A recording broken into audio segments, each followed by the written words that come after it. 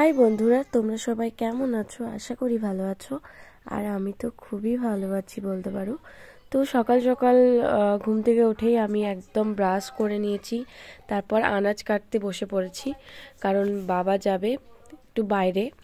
তো ওর জন্য রান্নাটা তাড়াতাড়ি কমপ্লিট করতে হবে, একদম 11:30টার মধ্যে। আর তখন কারণ বাবা বেরোবে প্রায় 12টা থেকে 12:30টার ভেতরে।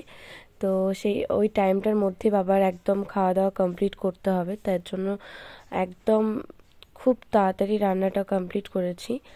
আর আর আমারও একটা জায়গায় যাওয়ার ছিল, তো ভাবলাম একটু তাড়াতাড়ি রান্নাটাও করে নিই।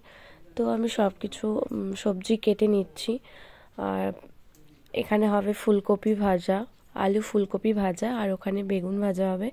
আর মা একটা কি তরকারি করবে। আমি সবজিগুলো সব কাটাকুটি করে দিয়েছিলাম, তারপর মা রান্নাটা করেছে।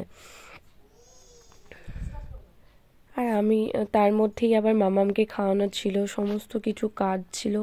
আমি ফার্স্টে সবজিগুলো সব কেটে নিয়েছি, তারপর আমি বিছানাটাও গুছিয়ে নিয়েছি, কারণ আমি বিছানাটাও গোছাইনি, তখনই আমি সবজিটা কাটতে চলে গেছি। তো সব বিছানাটাও পরিষ্কার করে নিলাম, এই রুমটা। আর মানে বিছানাটা পরিষ্কার করে আমি যখন নামছিলাম, দেখছি মাম্মাম খাটের তলায় ঢুকে আছে। ওর একটা ঝাঁটা পড়ে, মানে বিছানা যারা ঝাঁটাটা রাখলাম সেটা নিচে পড়ে গেছে বলে ওটা কুড়োতে হবে ওকে। তো তারপর ওর ঠাম্মির কাছে একবার যাচ্ছে, একবার এই রুমে আসছে, একবার ওই রুমে যাচ্ছে, মানে ওই করে সকাল থেকে শুধু এই রুমে ওই রুমে, একবার 3 তলায় উঠে যায়, শুধু ছটপট ছটপট করে। তারপর আমি এই রুমটাও ভালোভাবে ক্লিন করে নিয়েছি, কারণ দুষ্টু হচ্ছে এই 3টে রুমের মধ্যেই বেশিরভাগ থাকে, তো দুষ্টুর জন্য পরিষ্কার পরিচ্ছন্নভাবে রাখতে হয়। তো তারপর এইদিকে মা বেগুন ভাজাটা করছিল, তাই ভাবলাম ছোট্টভাবে একটু ভিডিও করা যাক। আর এইদিকে ভাতটাও হয়ে গেছে, আর এখানে ডাল বসিয়েছে। আর এইদিকে ফুলকপি আলু ভাজাটা হবে বলে সব সবজিগুলো ধুয়ে রাখা হয়েছে। আর মা এই সবজিটা কি বানাচ্ছে আমি ঠিক বলতে পারবো না।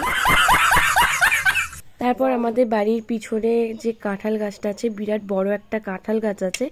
তো কাঁঠাল গাছের ওপরে অনেক অনেক হনুমান ছিল। তো দেখে ভীষণই আমার মাম্মাম খুশি হয়েছিল আর খুবই আনন্দ পাচ্ছিল, আমাকে বারবার দেখাচ্ছিল, মাম্মাম মাম্মাম মাম্মাম করছিল। মানে ঠিকঠাকভাবে এখনও বলতে পারে না, কিন্তু না ও দেখলে খুব খুশি হয়। ছাগল গরু, তারপর হাঁস, আরও এমনি মুরগি, অনেক কিছু দেখলে না ও খুব খুশি হয়। বেশিরভাগ ছাগল দেখলে বেশি খুশি হয়।